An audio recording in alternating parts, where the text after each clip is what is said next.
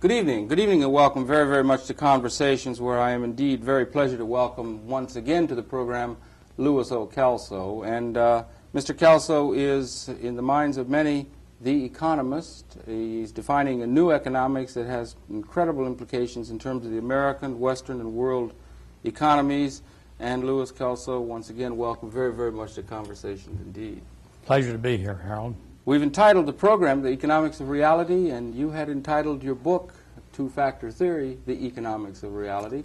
Yes, that was a subtitle. That's a very real title in the sense that it does gain an understanding of what's actually going on in terms of the evolution of our economy without some of what is seen by some to be obfuscation of the reality issues. The Economics of Reality is a good title for your view of the economic development of the Western world economies. What it does, Harold, is to highlight the fact that in a very real and practical sense,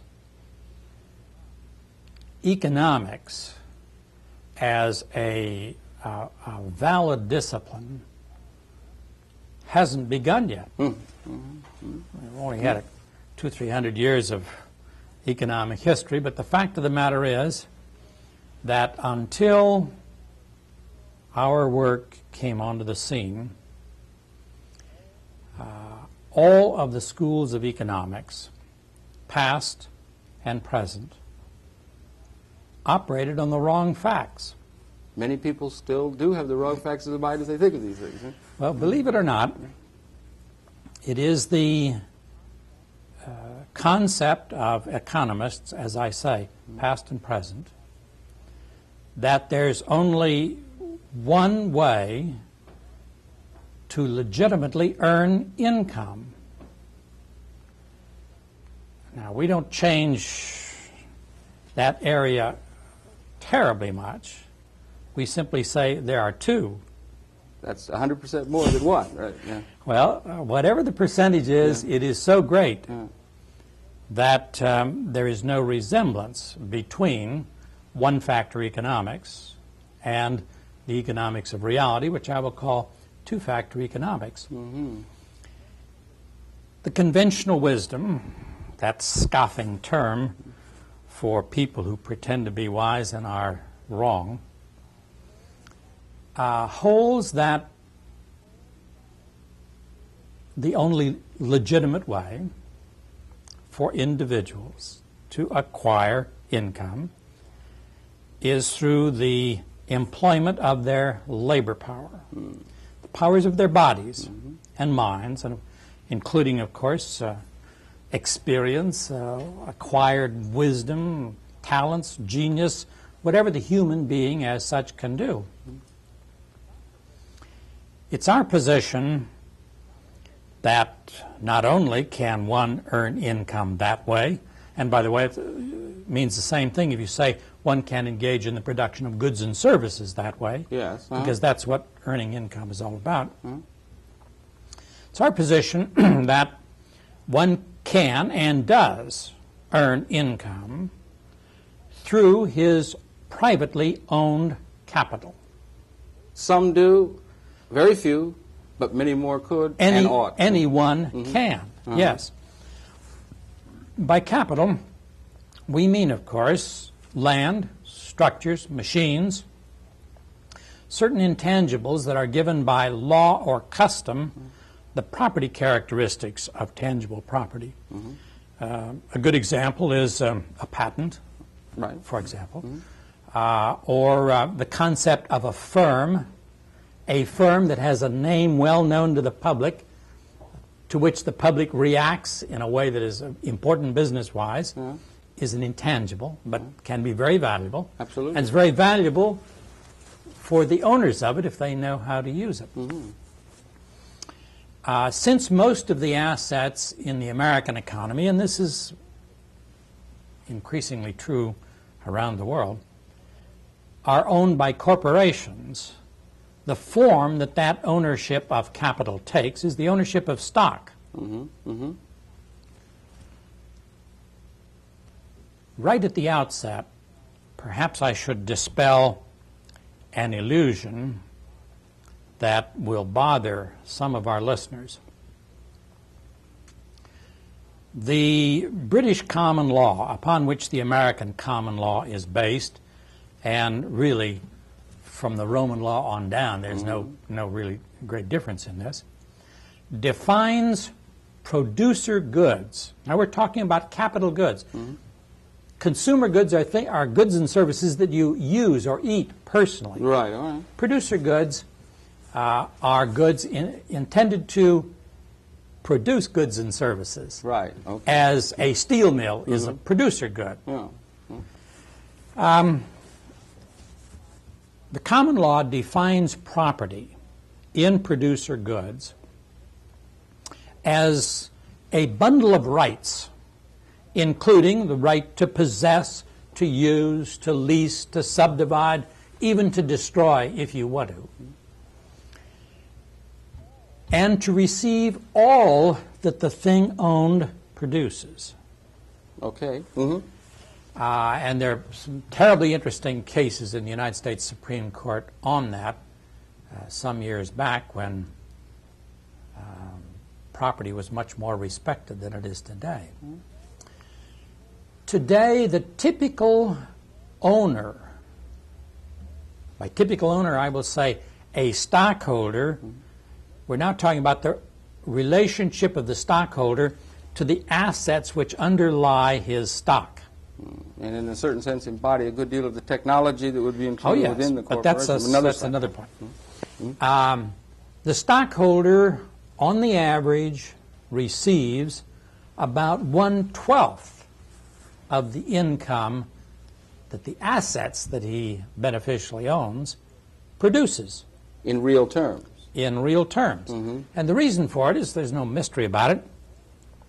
In general, state and federal corporate income taxes and the employer's share of Social Security tax take roughly half the income.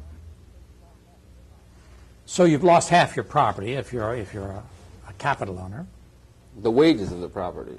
But that's the property. Right, all right. The United States Supreme Court has said, but that is the property. Okay. And if you don't get what it produces, you don't own it. It's that simple. Boards of directors of corporations typically use use 3/4 of the remaining half to finance the growth of the corporation. Now you put half together with 3/4 and you've lost 7/8. 7/8 of the property has gone bye-bye. And there are certain frictions in what I will call the coercive trickle-down economy. That's how most income is distributed in America, through coercive trickle-down. That shrinks it down from 1/8 down to 1/12. Now, the only point I think our listeners should remember here is that when we speak of the income earning power of capital, we're talking about something that is 12 times greater than it appears. Oh, right. 12 times as powerful. To say it another way, the income that a $500,000 capital estate would earn for you under that attenuated property arrangement, you could receive from a mere $47,000 investment if you got what it really produced. Right. So there's a big difference. And is the tendency through time toward eroding that ever more as we Absolutely, look through time, right? absolutely, and we'll come to that. Maybe we ought to talk about the reasons for it. Yes.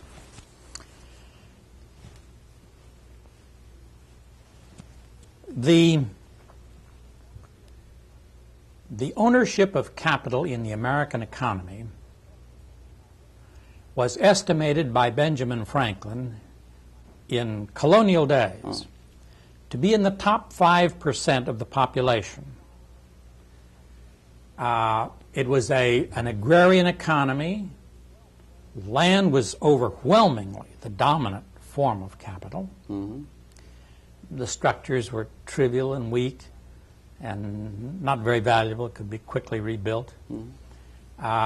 Some boats and ships were included in that. But land was where it was. 5% of the people owned it.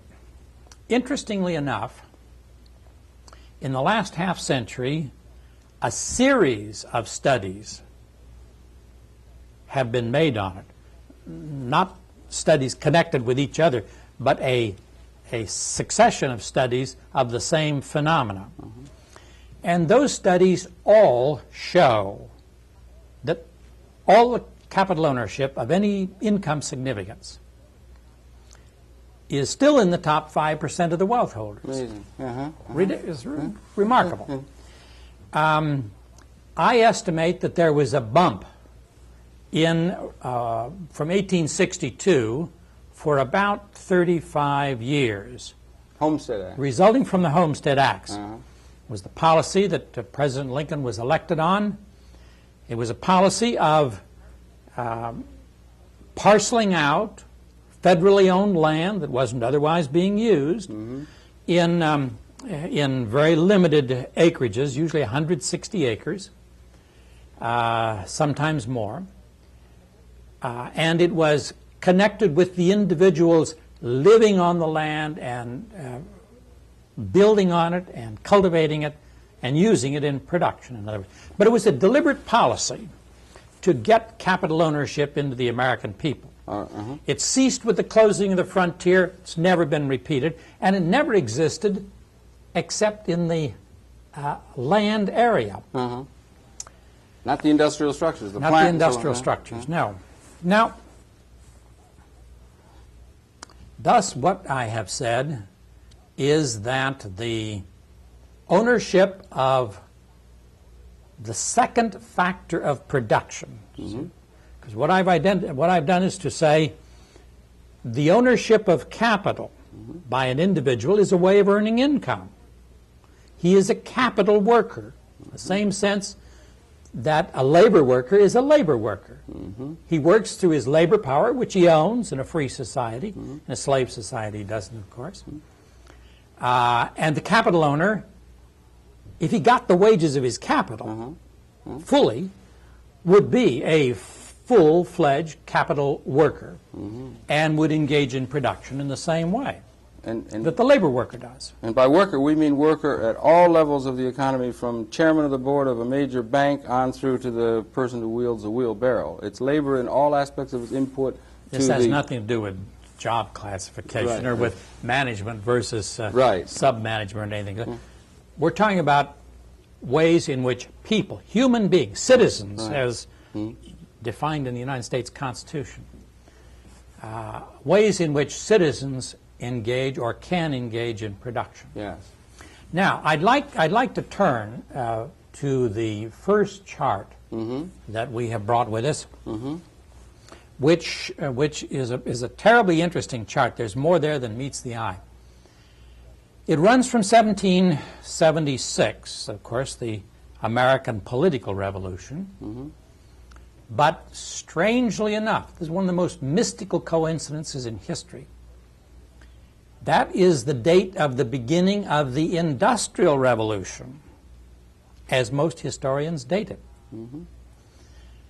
Now, the interesting aspect of 1776 in terms of these two kinds of workers was that if measured by market forces, and that is essentially what was, the market wasn't really rigged in 1776 significantly as it is today. There's market price of labor, market prices of people's services. 95% of the input into production, by that I mean 95% of the goods and services were produced by labor. 5% by capital. It was mostly land. Land was low in value. It was plentiful. And you couldn't do much with it without copious applications of labor. Toil. Of the most severe kind. Now, politically, that has a significance which I think the historians have simply overlooked. We were an economic democracy in 1776 when we took the first steps into political democracy. Of the two forms of social power, socially wieldable power, Political power, of course, is the power to make, interpret, administer, and enforce the laws. And political democracy is the power to participate in that process. Economic power, on the other hand, is nothing more nor less than the power to produce goods and services. That is economic power. So that in 1776, everyone had economic power because labor was the main source, and everyone was born with it. I'm excluding cripples and things like that, but in general, everyone had economic power. Varying in quality and kind, yes. Capability, yes. Nevertheless, economic power was democratically diffused throughout the society. If you look at that chart, you see that as technological change begins to move forward, it creeps up at an exponential rate of increase. Very slow at first, but it goes up, and it goes up faster and faster. It's a hyperbolic curve. Until, this is my estimate, but as long as capital workers are not recognized as people who earn income in the same sense that labor does, these statistics are disregarded. So nobody collects them. And everything that we do in the conventional world is designed to rig these figures so that they mean nothing. We'll get to that in a moment. But if the input of capital workers were measured in comparison to the input of labor workers, we would find that between 1776 and 1983, for example, that the two forms of input, labor workers versus capital workers, have roughly changed places. Switched, yeah. Capital workers provide at least 90% of the input. There was a study down at Rand Corporation a few years ago that estimated 98%. 98%? 98% of it the input came from capital. Total production came from capital. Yeah, and incidentally, it's easy to justify that figure. They could be much righter than the one I'm using, which is 90%. And 10% from labor.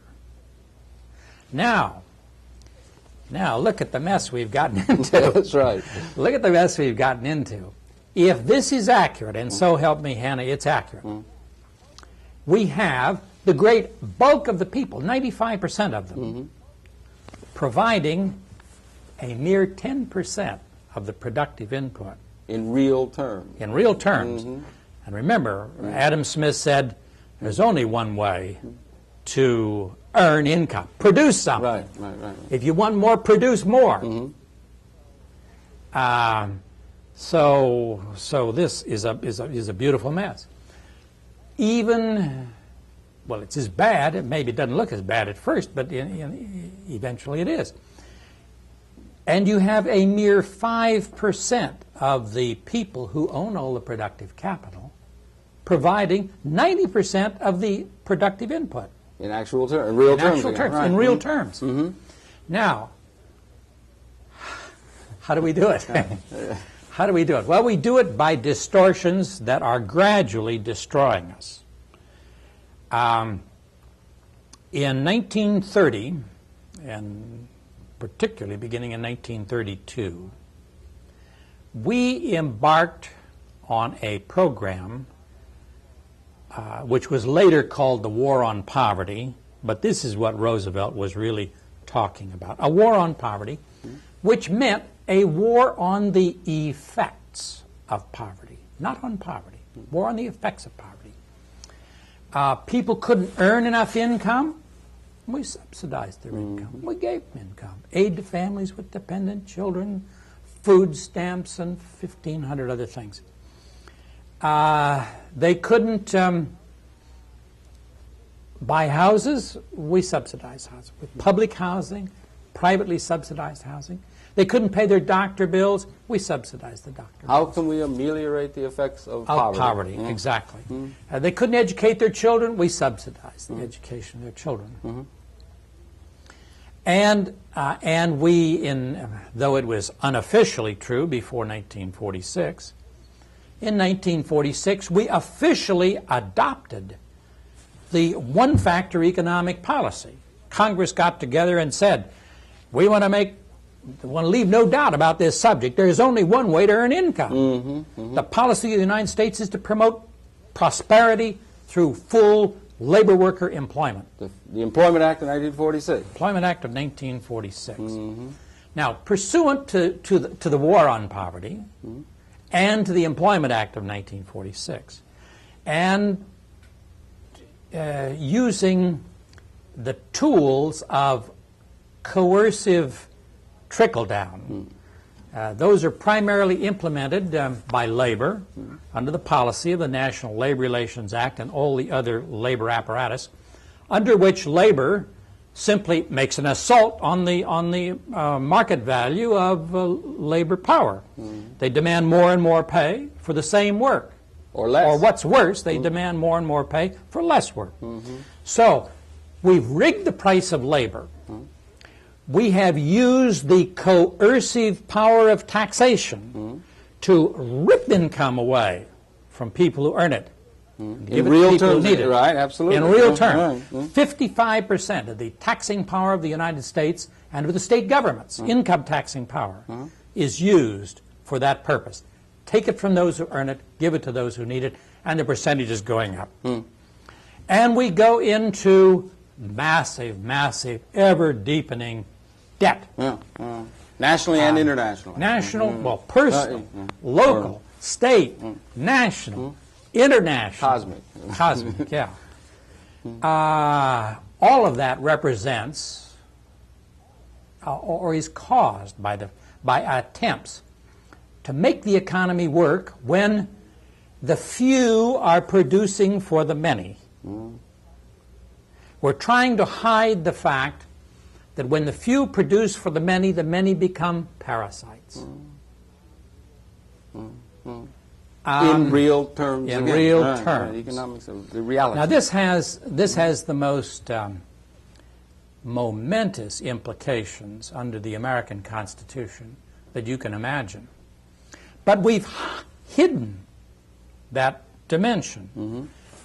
You can't talk about the right of citizens to earn income in the way in which goods and services are actually produced, or through the tools that they're actually produced today, if you don't recognize that capital workers are in income at all. Yeah, if we don't get the facts straight and get some sort of an idea of the reality, it's a little hard for us to get some idea of how to maneuver or move. I don't know at what point the gray-bearded conventional wisdom is going to come to grips with this.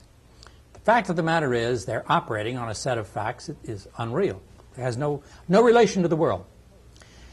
The conventional wisdom holds that a capital instrument acts essentially like a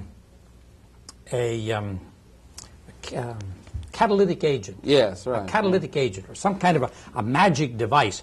You put the capital down in the vicinity of the workers, and somehow or other, invisible signals go back and forth between those things, and it raises the productivity of the workers who work in the vicinity of it but don't own it. Right. Now, of course, all this is simply fraud done with statistics. What they do is measure the output caused by two input factors and attribute it to the wrong one. And why do they do that? Because they want an excuse and a justification to constantly pay labor more and more for less and less. And also constantly to maintain a system of distribution of income through a labor relationship with the general society of production. Yeah, rather than perhaps to maintain a halting, horribly defective system of income distribution through this coerced trickle-down, instead of enabling people to become literally and actually productive in the way in which goods and services is produced. So it's a pretty fix that we've gotten ourselves into in a certain sense. It is a terrible fix. Technology that is responsible for the production in the economy. The technology is owned by 5% perhaps of the total society 5% that have 5% of the families, the consumer units. Relationship to that. 95% of the people have either labor or income transfer payments through the government. The labor welfare. That's labor really welfare through the government. Yeah. And this is a very, very difficult problem because these lines are now progressing on into the future. We have a real problem we've run up confronting us. against some stone walls that aren't going to be moved. President Reagan, elected back in 1982, on a program of getting rid of welfare. Well, that's a sound program. Nobody likes to be a host and earning income and have it taken away from him to support strangers. I mean, to someone you love, that's another matter, but that's not what the question is. And no red-blooded American wants to be a parasite in any sense of the word. And if he knew his constitutional rights, he would like it even less, because the Constitution tells him, you've got a right to be productive. The right to life with liberty, which is proclaimed by the prologue to the Constitution, the Declaration of Independence, and by the Constitution itself. The right to life with liberty is meaningless if it doesn't mean you are entitled to the power to earn the income to support that life and that lifestyle that you reasonably are entitled to. And that is the kind of situation that we've gotten ourselves into historically to this point, and it seems to me there ought to be a great deal more follow-up where we might be able to think in terms of, are there, given that analysis, given that set of facts, which we've illuminated here, we might be able to go in, are there some policy initiatives and directions that we could go that could lead them out of this morass, and maybe we can talk about that. There are indeed. It's critical to understand a couple more dimensions here. Let's go back to Adam Smith. This first chart illustrates Smith's comprehension of the nature of the market economy. It's called Say's Law. Say was a contemporary of Smith, and he was interpreting Smith's writings when he did this. In essence, looked at from the standpoint of the individual worker, Smith said to him, you want to enjoy income so you can live well, produce goods and services that the public wants. If you want to increase that income, increase that production. And the beauty of the market is that that invisible hand of the market causes the same forces to evaluate what is produced that measure the income distributed out of production. And so they're equal.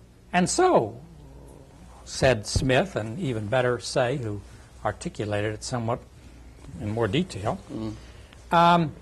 supply, that is to say the production of goods and services, creates its own demand. The income is adequate to take it off the market. We'll come back to that in a moment.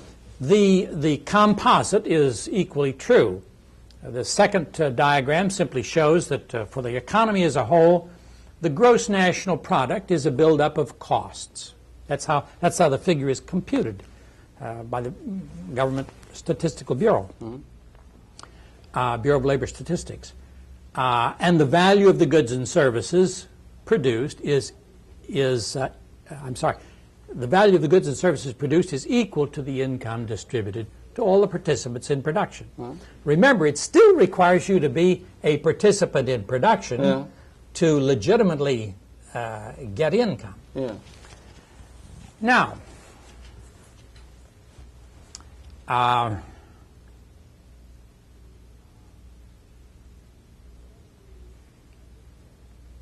when you understand that not only are there two ways to earn income, but that the whole thrust of science is to make the capital worker endlessly and progressively more productive, because capital takes the place of labor. Or if it doesn't take the place of it, it at least produces more. Now, there's a big argument about whether technology creates unemployment or not. That happens to be a red herring argument, and I'll dismiss that a little bit later. But the point is that Smith's laws and Say's law do not apply to a two-factor economy. And if you want to illustrate that very quickly, let's take the case, the first diagram on Adam Smith's laws. If that one little old family, that one little old consumer unit there who's producing something happens to be the Hunt brothers, and they have $30 billion worth of capital working for them, you can't say that supply creates its own demand unless the Hunt brothers consume what they produce. And you and I know that's not the way it is. Thus, the system is totally out of control in that by endlessly building ownership into those who can't use it. We sterilize it on the one hand, and we deprive the system of the tools that it has to have to live. Right. And this is why, to pick one example, one little one, but no matter what you pick, we're up against the same problem. Let's take the case of housing. There was no moment in the history of the world prior to this one when we had the massive capability of building houses of the highest quality, the greatest beauty, the greatest durability, and the lowest cost to right now. And yet, look at the reality. The great bulk of people who once could have had houses can't have them anymore. Why? For the very simple reason that coerced trickle-down economics packs the wage base with welfare and inflates the prices, and relying on labor input, even though it's jiggered, in other words, even though it's enormously exaggerated, it still isn't enough to take what is produced primarily by capital off the market. What we have done is to specifically and massively mismatch the power to produce with the possession of unsatisfied needs and wants. So that those who have unsatisfied needs and wants have ready access through conventional finance to get as much more capital as they want. Those who have only their labor power and its precarious value held up by this coercive rigging, and who desperately need capital ownership to enable them to be capital workers as well as labor workers. Have an alternate way for income to be distributed. And have a way to earn more income, can't do it. So on the one hand, we've pushed the price of housing through the ceiling. On the other hand, we put the income in people who don't already have too many houses. And it's continuing. And it's continuing on into the future. To a break point. Continuing on into the future. So you have really all the power groups in the society seeking things they can't get, seeking things that do more harm, although their intentions are good. I mean, the minute labor unions renounced some of their wages or gave back some of their wages, it looked like we had a brief moment of prosperity. Now they want it back. Well, that's what destroyed the system. Why did they want more and more pay for the same work or less work? Perfectly simple. The system doesn't give them access to capital ownership. The system doesn't provide any other way for them to participate in production, so that's why they have to get the improved standard of living by that. And that's right.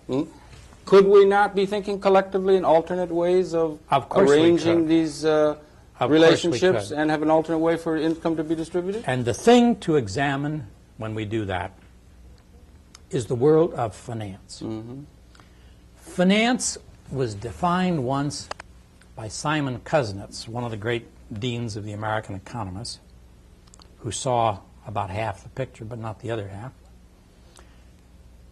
When asked what the purpose of finance is, he said, well, there are entrepreneurs and industrial producers, or producers of various kinds, who need the capital instruments before they have the money to pay for them. Indeed, They need the capital instruments so that they can get the money to pay for them.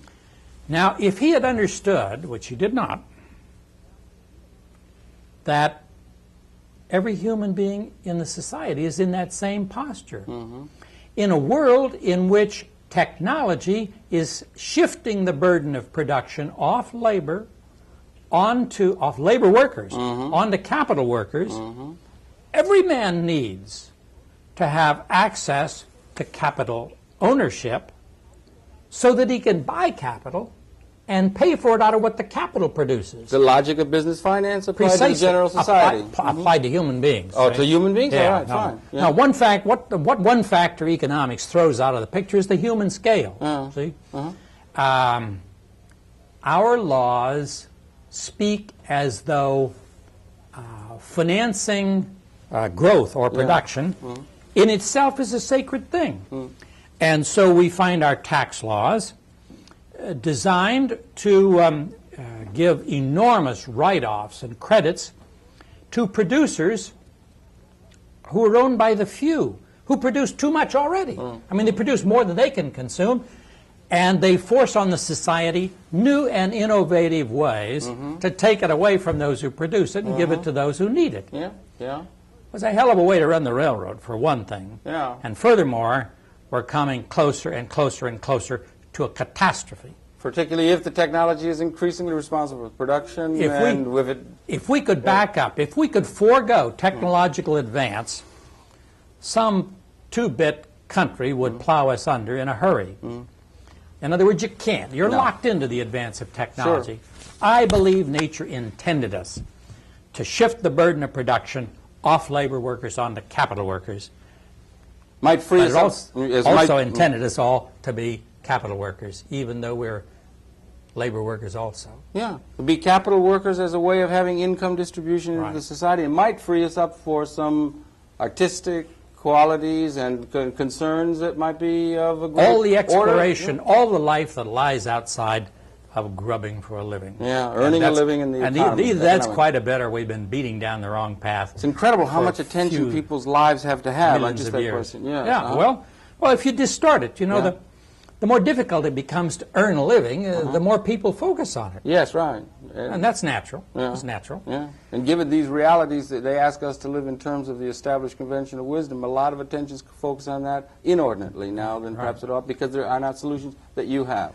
So I think we ought to turn next to the world of finance and see how it helped screw up the real world that technology was doing so well at. Yeah, right. If we could do the world of finance, because it's the financial arrangements and institutions and understandings of that which lead to the problem, and also lead to the solution, too. Or can lead to the solution. Yes, right. You have pioneeringly established the ESOP, Employee Stock Ownership Plan, and so forth, and I know that's one. The logic of that is there, and there are other aspects of that as well. Maybe you share with that a little bit, the general citizenry, because it's.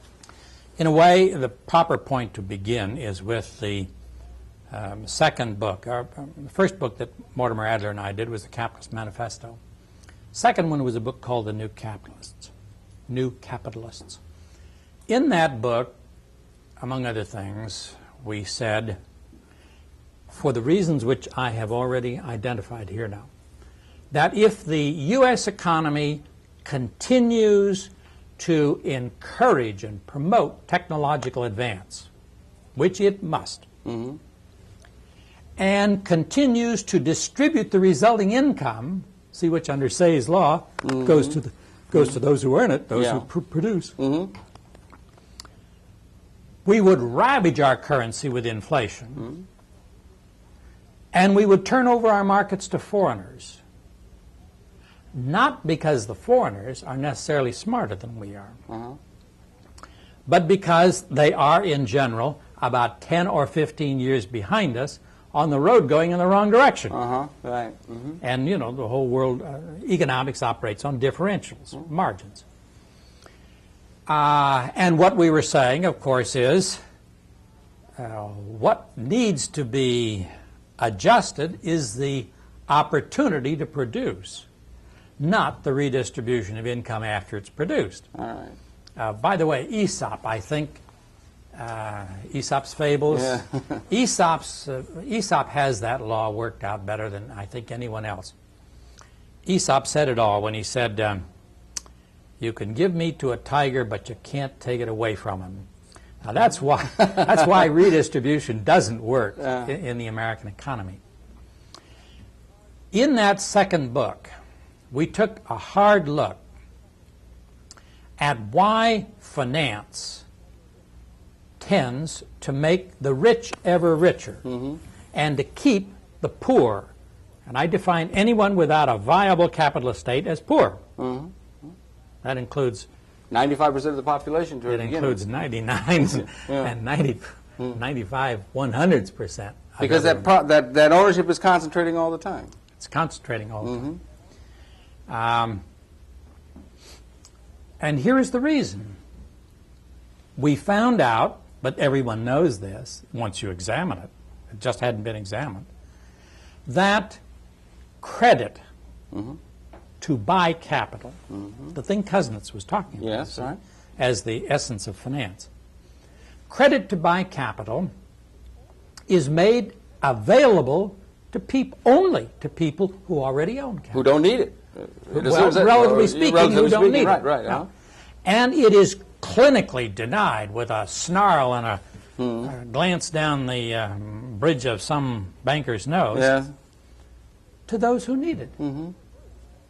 You can't imagine a more perverse arrangement. So here you have technology which affects only the productiveness of capital workers. See?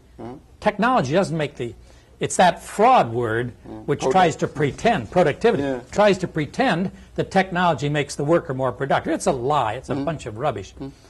And while you may fool some of the people, I don't know whether you do or not, you certainly don't fool the market. The market says, uh-oh, that's not increased productivity of labor. That's welfare packed in the wage base and the price goes up. And what you're doing is buying dead welfare when you pay the price.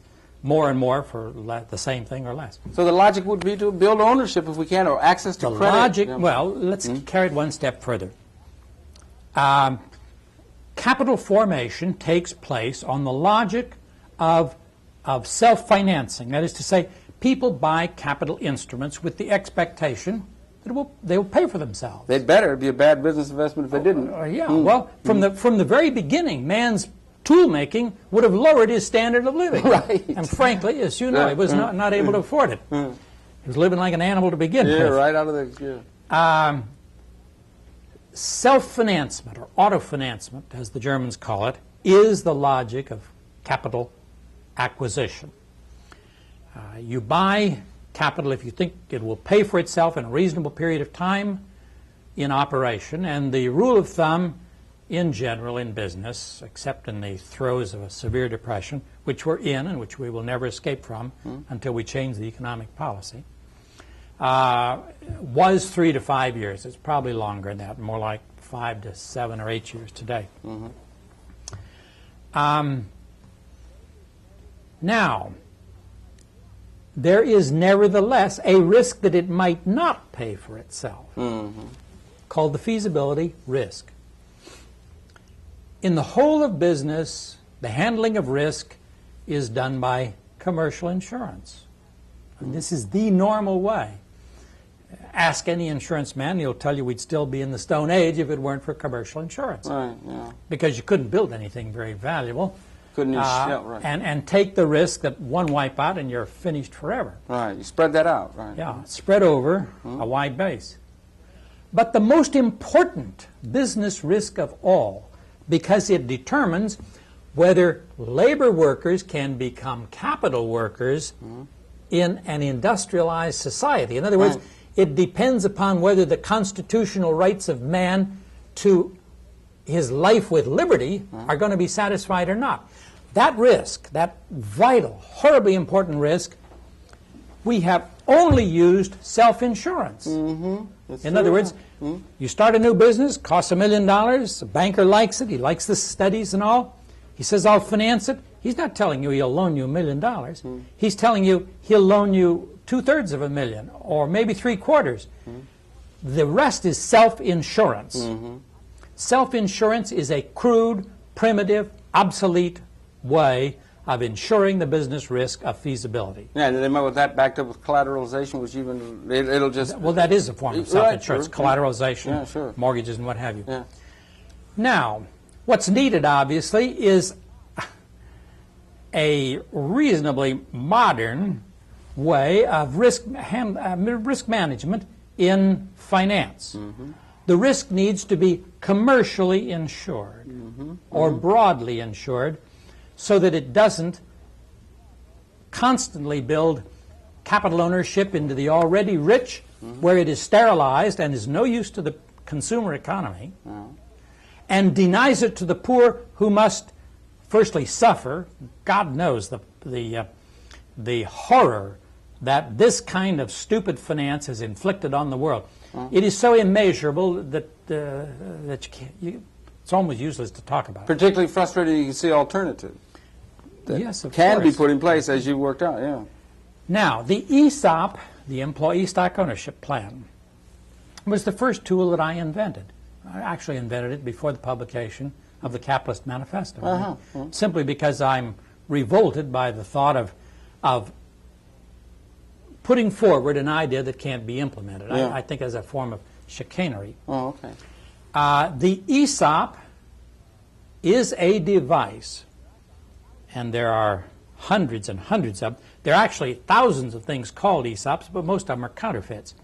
But there are a good many real ESOP, real financing devices that enable them, that give employees access to credit so that they can buy the employer's stock,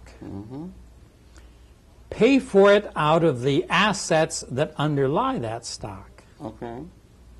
and after it's paid for, earn it, collect the wages of it, accumulate it in a tax haven until they retire, and where used efficiently and intensively, when they retire from being labor workers, they continue to be capital workers, and they can go on to their dying day totally self-sufficient.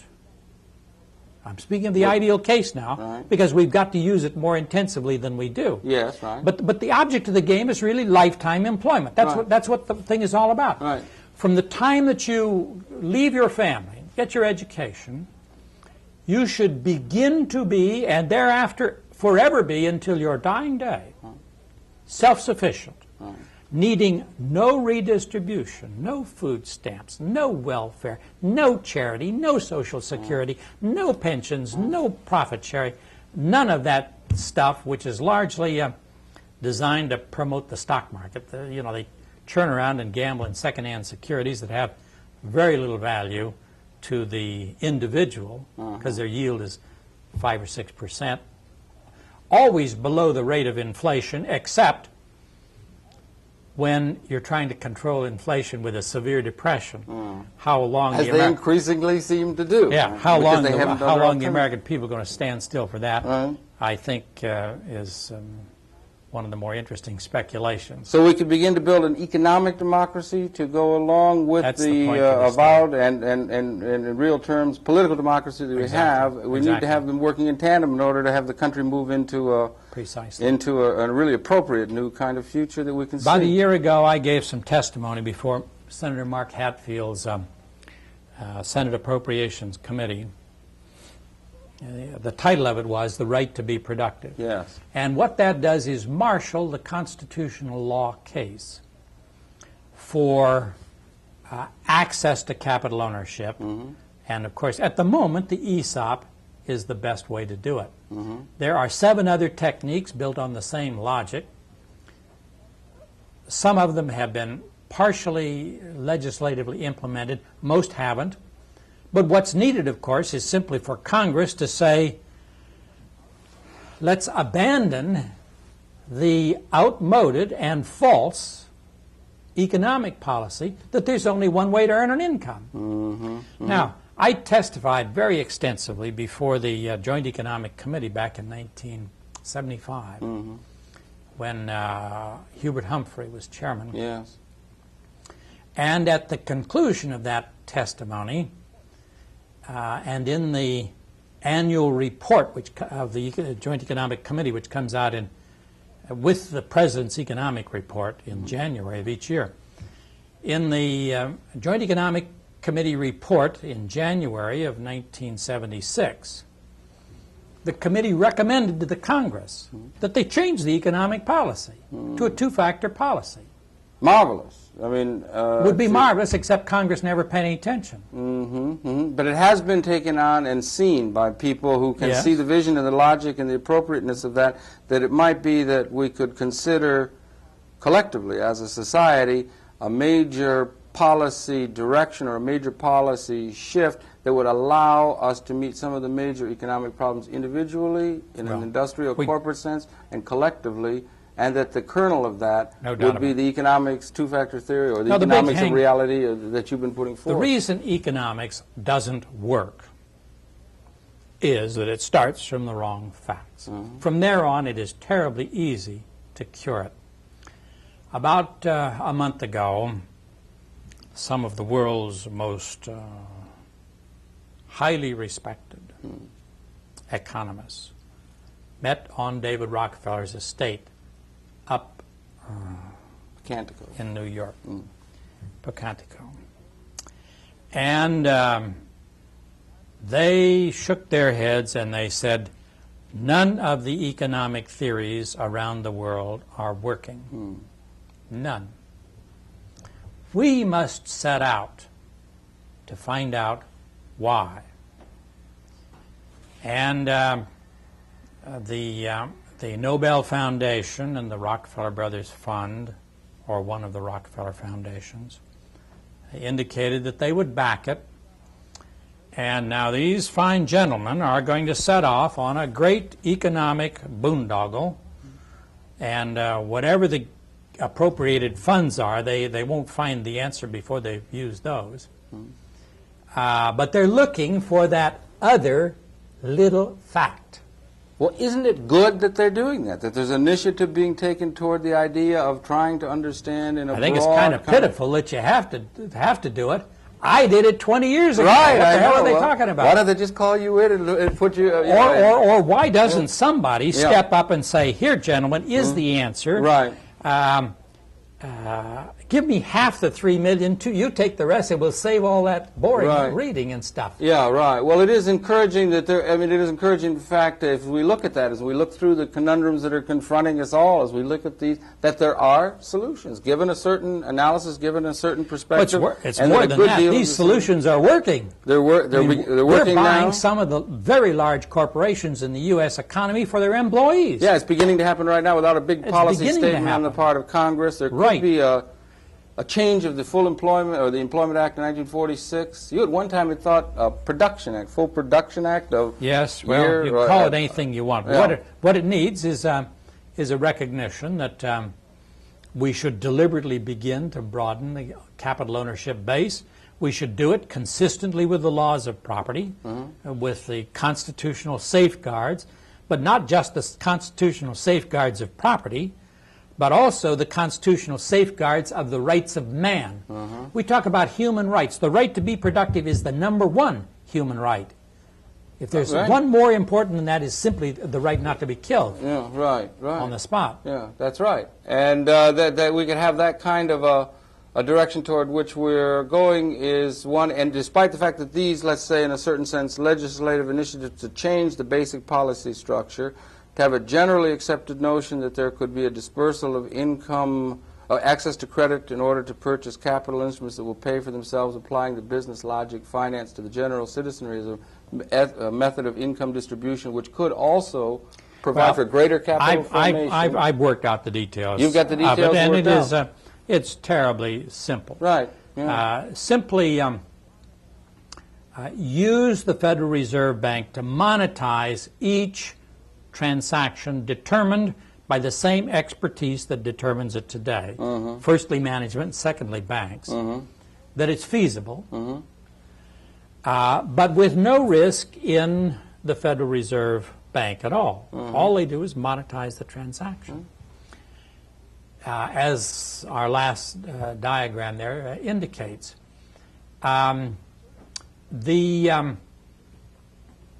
first layer of risk would be taken by the commercial insurers. Right. But to make certain that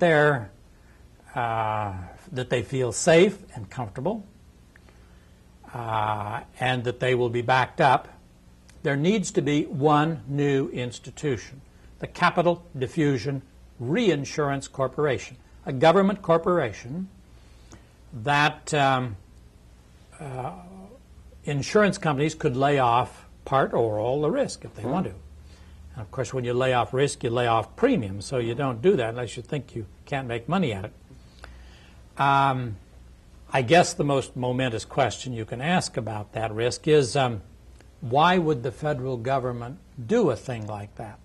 I mean, why would it step up and say, well, these enterprises that have been determined to be feasible, if they aren't feasible, why should Uncle insure them? The answer is Uncle insures them anyway. In the last half century has always insured them. Not in that form. If a business fails and people are unemployed and hungry, government picks them up. And government is expected to pick them up. There's no doubt about that. Why don't we... The difference is that today government does it without any assurance that the risks to individuals are locked into, rigidly and contractually locked into an expansion of production. As this diagram shows, with each financing, it's determined to be feasible and it's determined to be self-liquidating, Right. except for a little risk of feasibility. Insurers have calculated that risk. If it's very big, it will be said to be not feasible and it won't be financed. Well, hell, that goes on every day anyway. And this would be, in a certain sense, I'm terribly sorry, we're running short on time here, but this would be, in a certain sense, a final assurance to the overall system and the forward movement of the production of the economy as we begin to move ahead, underpinning these approaches and institutional structurings that you've talked of. Is entirely keeping that a Congress or a governmental legislative organization might well do that. It's simply providing the commercial insurance of something that has been self-insured, and that's its evil. Yeah, right. Well, it's an incredibly important economic system that's increasingly being understood by greater numbers of people. Hope we might have helped here in helping to create a climate of understanding, greater understanding for an incredibly important economic perception, economic direction for our Well, what it our does economy. for the third world, as you can see, is to eliminate the necessity for savings financing. Okay. They don't have to look abroad for savings. Okay, that's right. Now That's perhaps the most critical thing at the moment. Well, that's going to have to wait for another program. I'm terribly sorry, we're running right out of time. But may I just really say thank you again, Louis. It's been a great pleasure being with you. It's been a pleasure for you in the cable audience to have had the perceptions of Louis Kelso, author of An Economic System of incredible import to the Western world economy. Thanks again very, very much for participating. We'll invite you to tune in again next week. I'm sorry, we're running right out of time. That's it for this week. And once again, Louis, thank you very, very much indeed for everything.